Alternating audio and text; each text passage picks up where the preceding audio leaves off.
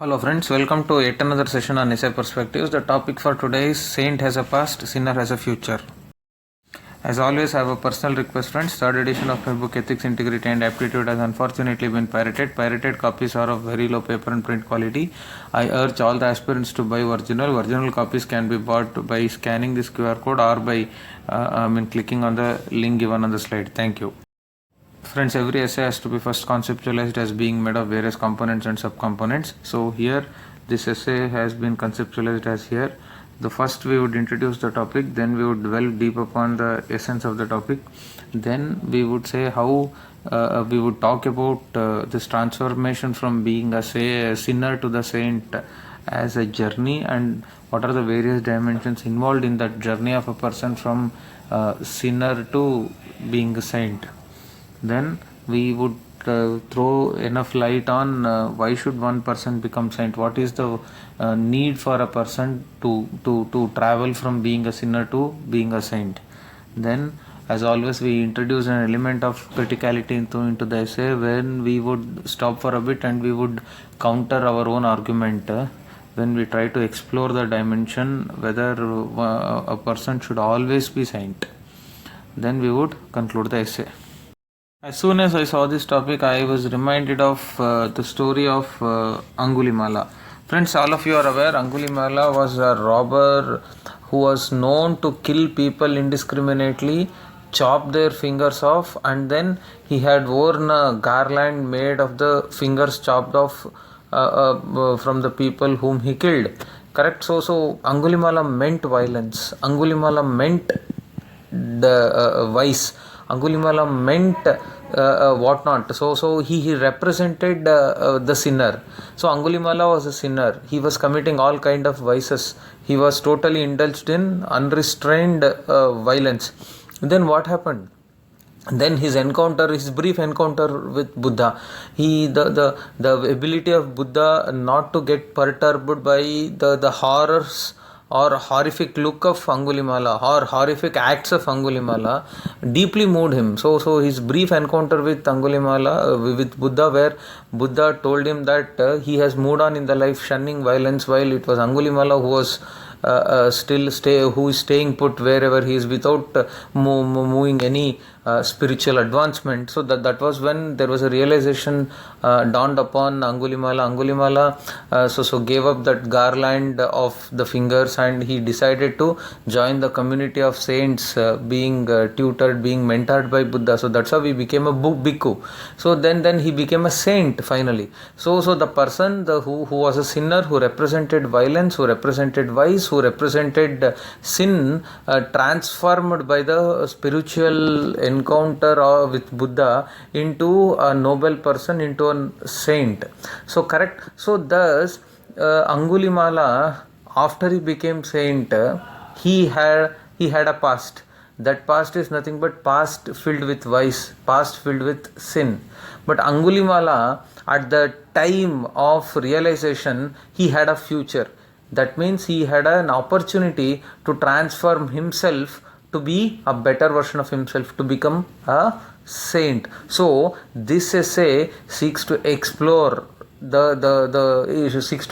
idea that every person travels from being wise to being virtuous, from being a sinner to being a saint. So it's a continuous journey. So a person has to necessarily mend his ways, mend his thoughts, mend his actions to become a better version of himself. So this is one way. So another way in which you can look to this topic, look into this topic, is that a person has to travel from being attached to material pleasure to being attached to spiritual, immaterial, metaphysical pleasure. Okay, so it's a journey basically. So hope you have understood the introduction. Now let us move on. Okay friends, after introducing the topic, it is time for us to delve deep into the essence of the topic, essay statement itself. So there are four key terms basically: saint, sinner, past and future. So we have to first understand the hidden meanings behind these things so that we would set proper tone for the essay. So the first one is saint. What does sainthood represent? Sainthood represents selflessness. Sainthood represents a state of overcoming greed and material pleasures. Correct? That is what sainthood is. It is not easy. As a person grows up, he gets attached to many material pleasures. Cravings begin in his life. Once craving begins, once a person gets attached to material pleasure, then slowly he gets provoked to commit sins. Correct? If you analyze, the root cause for any sin committed by any individual is basically greed and material pleasure. So a person who overcomes this greed, a person who overcomes this material pleasure, a person who overcomes this selfish motives is the one who becomes a saint. So that's what here saint represents, these critical things. So then comes sinner. Who is a sinner? Here sinner is a person who commits sins. What is a sin? Sin is basically committing an act that troubles others, that creates problems to others, that unsettles the well-being of others. Correct? So then why does the person do that? It is only to satiate his abundant or his infinite cravings, material pleasures, selfish pleasures or whatever. So thus a sinner is a person who basks in greed, who basks in material pleasure, in the what to say, in an attempt to appropriate as much material pleasure as possible to himself or herself. He or she indulges in mindless sins, commits mindless sins that could involve cheating someone, that could involve encroaching someone's property, that could involve hoarding of essential commodities, that could involve unethical profiteering in business by selling or unscrupulous business practices, whatever. So the sinner represents material pleasure. Thus sinner represents greed. Got it? So then it is important for us to understand the meaning of past and future. So what is past? Past matlab the something that has already happened. That means the saint had a past, so it cannot be altered. So he has a past which is more likely replete with vices, which is more likely replete with many acts for self-aggrandizement or for material pleasures leading to troubling many people. So the saint has had a past. So in the past he has bitter experiences and finally he has reformed himself and finally has overcome those material pleasures, greed, selfishness or whatever, and then has become a saint. So it cannot be changed. Correct? Future represents an opportunity. So opportunity means the possibility, it is choices. So the sinner is presented with many choices now, opportunity. So whatever choices he or she makes decides his future. So every sinner, if he or she makes the right choice, then reformation starts and he would become a selfless individual, that is saint. If he makes wrong choices, takes wrong decisions, then he would continue in the erring path and he would continue to become sinner of a higher order. Correct? So that is an opportunity. While saint has already trodden the right path by making right decisions and indulging in right actions, he has become a saint.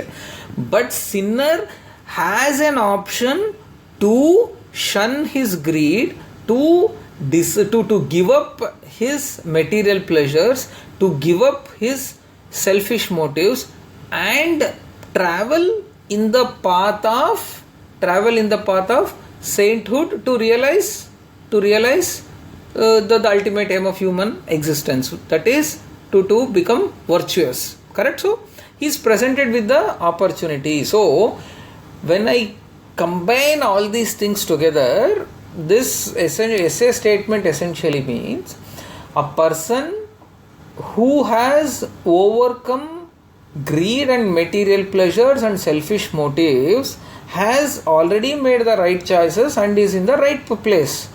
But similarly, a person who is basking in the glory of greed, selfish motives, and even even the material pleasures for that matter, has now got an opportunity.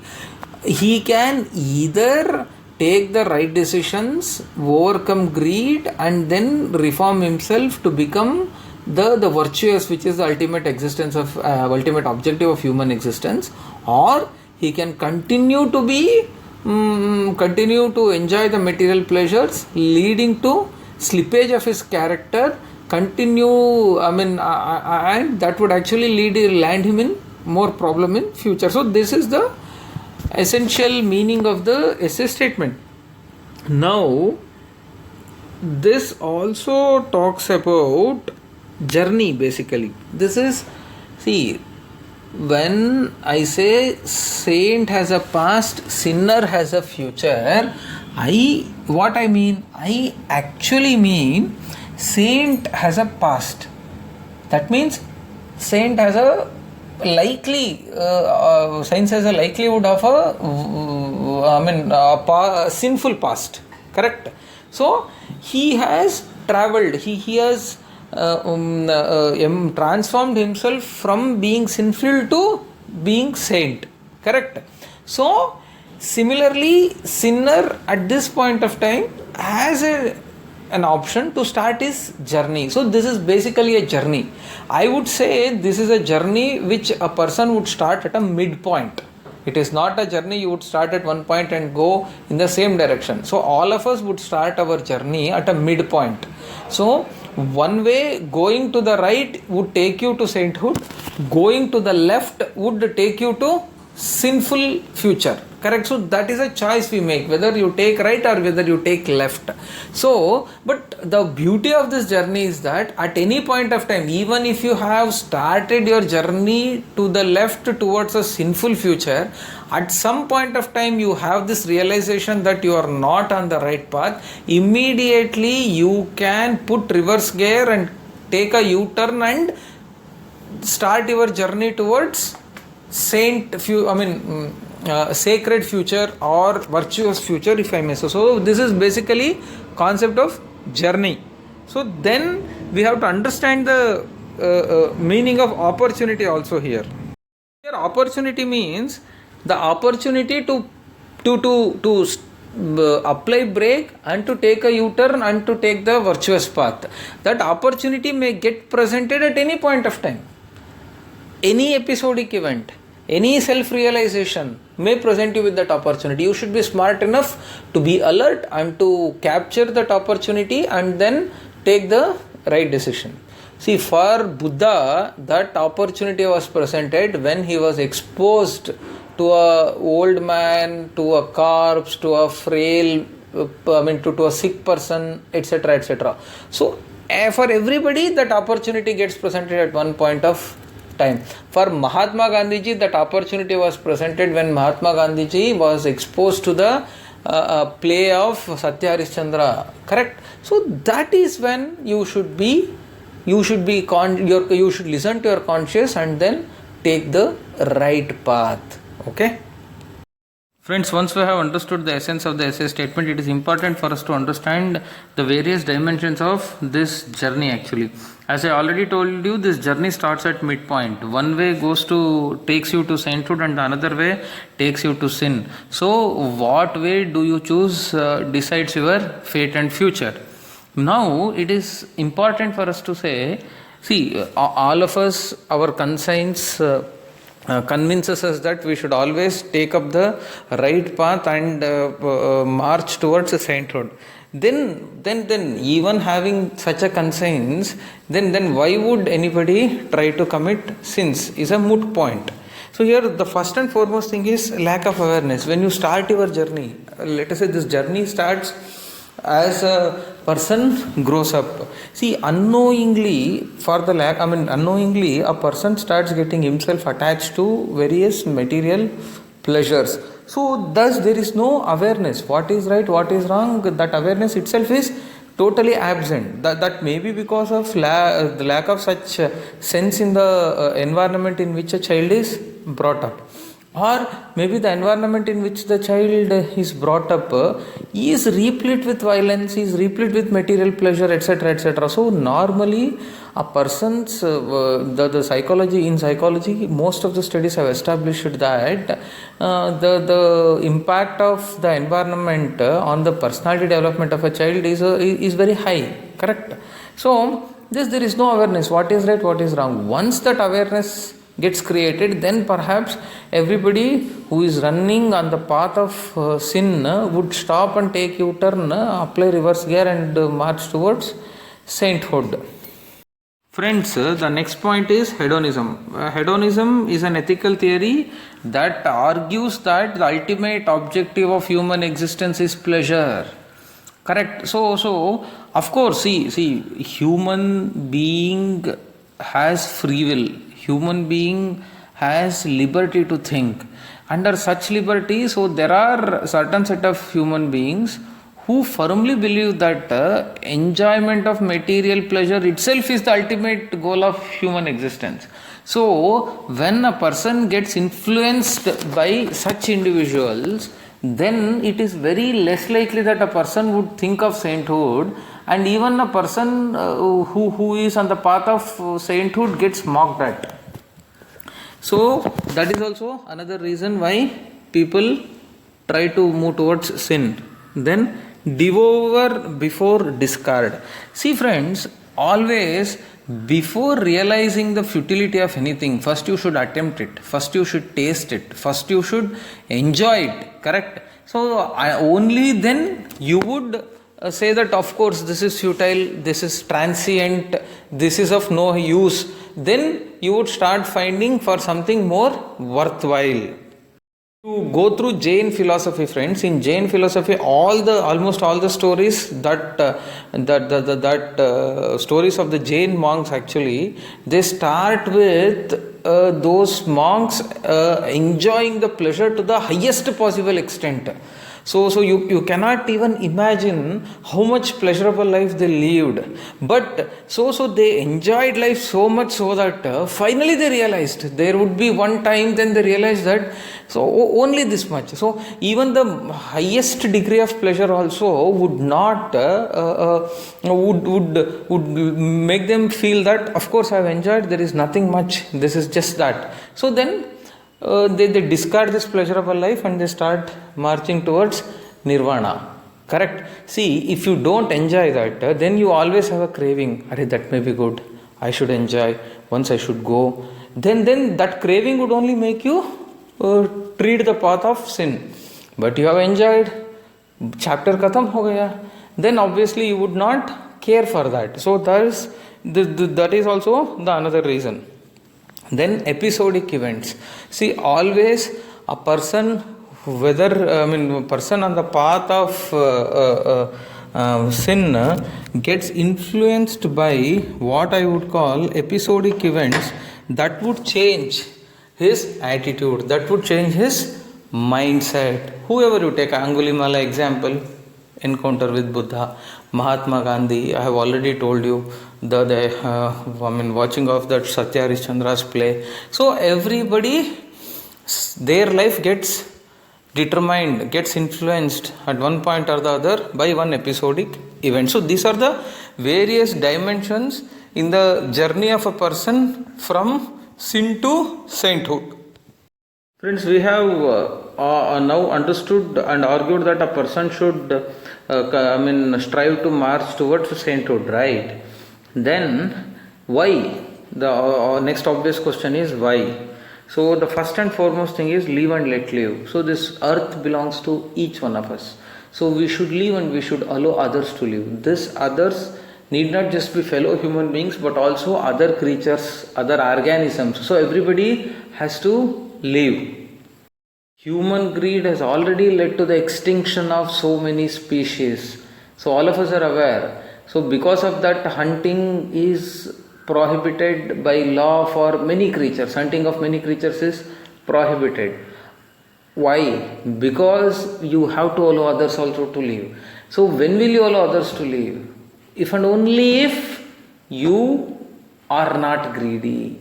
If you are greedy, then you would start massacring other organisms, other individuals only for your own self-aggrandizement.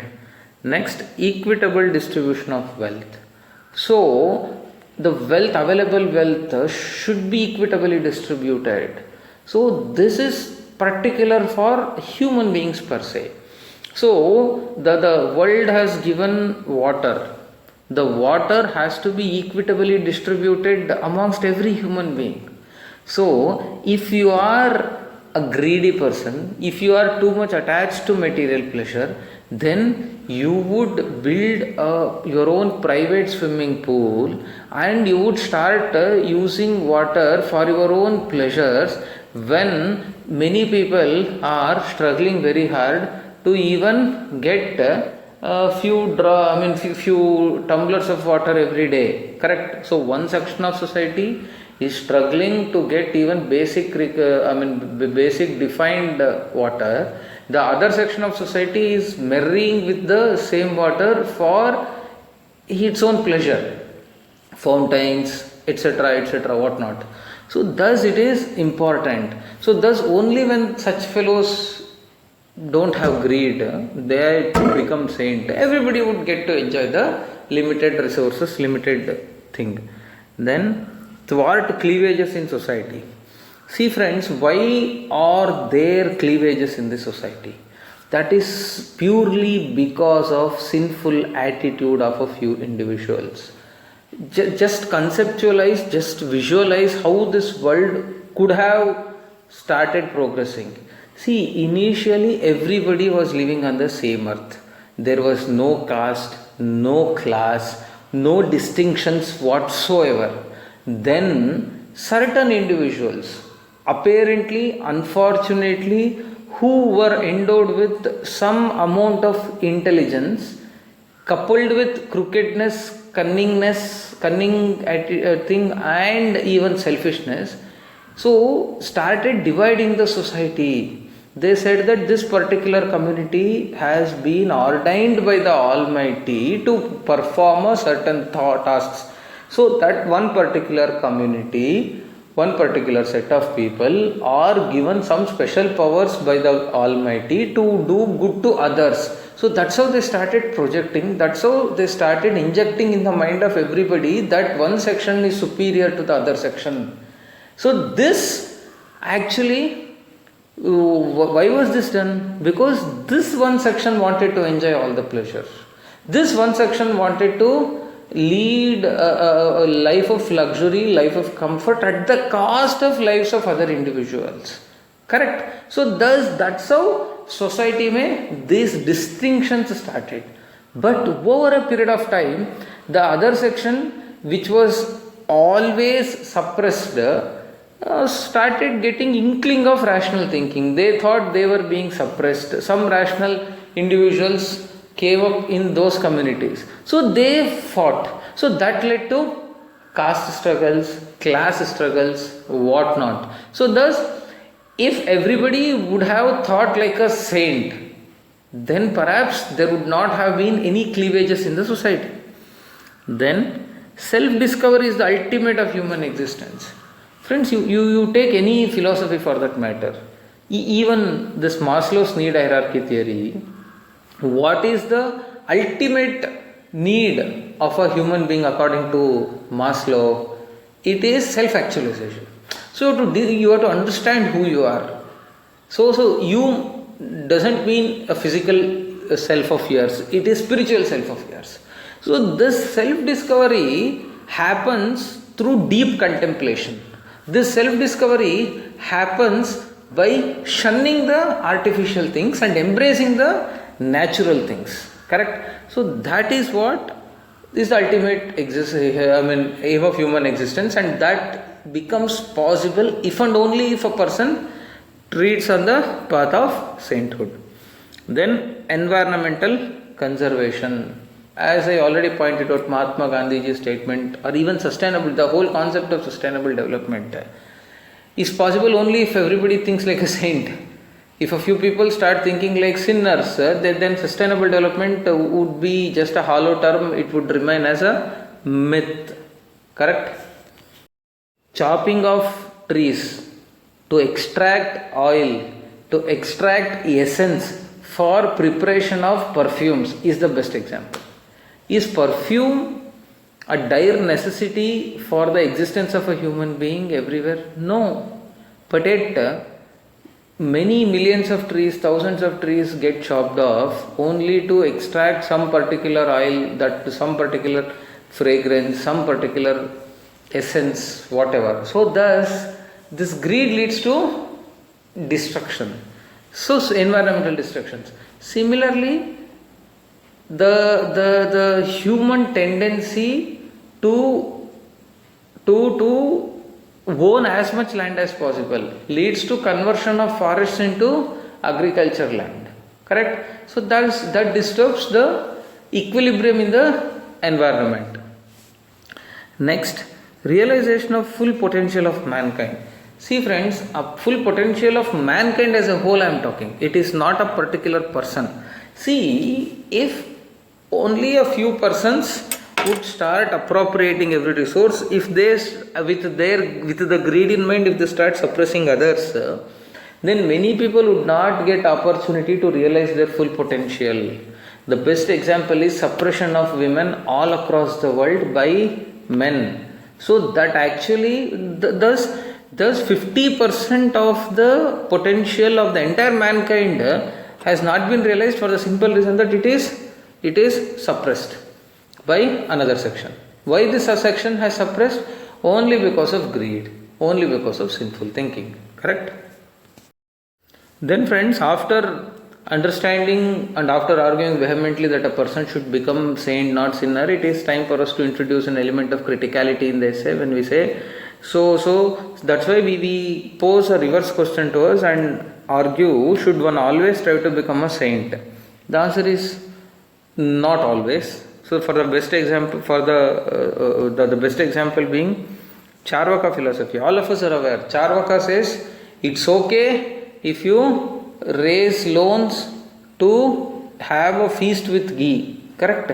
So thus there are still philosophical thoughts, schools of thought which still believe that the human existence is limited, is for a limited period of time.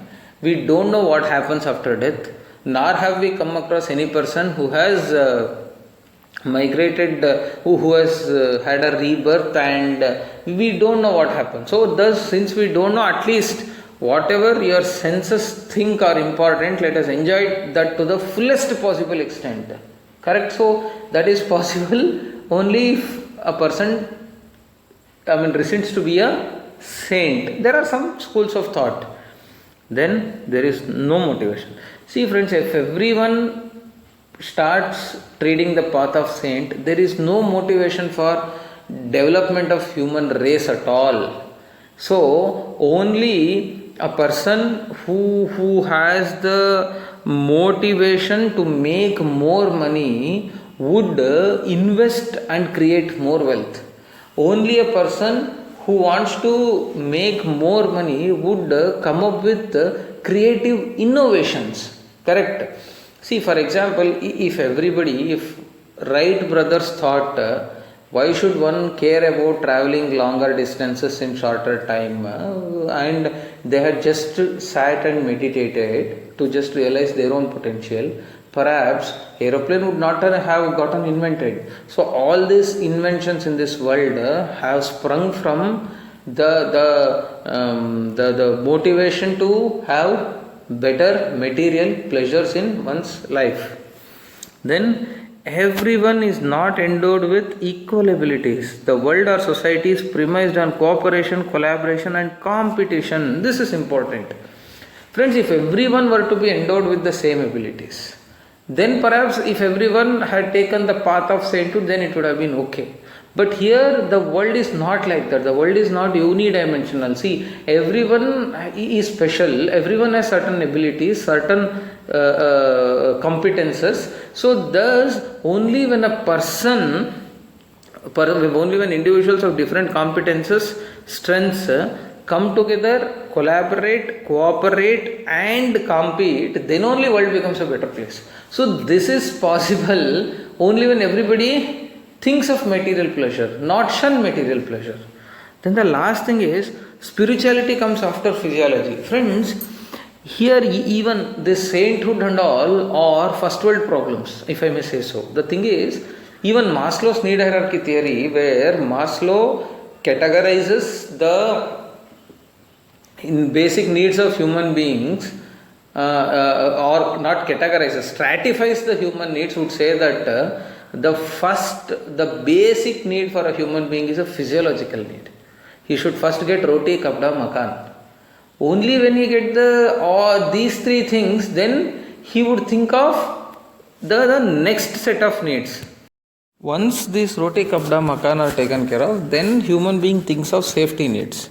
That he should have have blanket to protect himself from cold or sunshine, whatever. Then he should have a house so that he does not get exposed to rain and all. Then he thinks of social needs. So that is having friends, having social relationships, etc. Then comes self-esteem. So that means once you are met with these two, then these three, then you would start thinking that you try to build your own abilities. That self-esteem, you want to build self-esteem. Last comes the self-actualization. Only when all these things are met satisfactorily. So thus, see, sainthood is good. This quote holds good for people who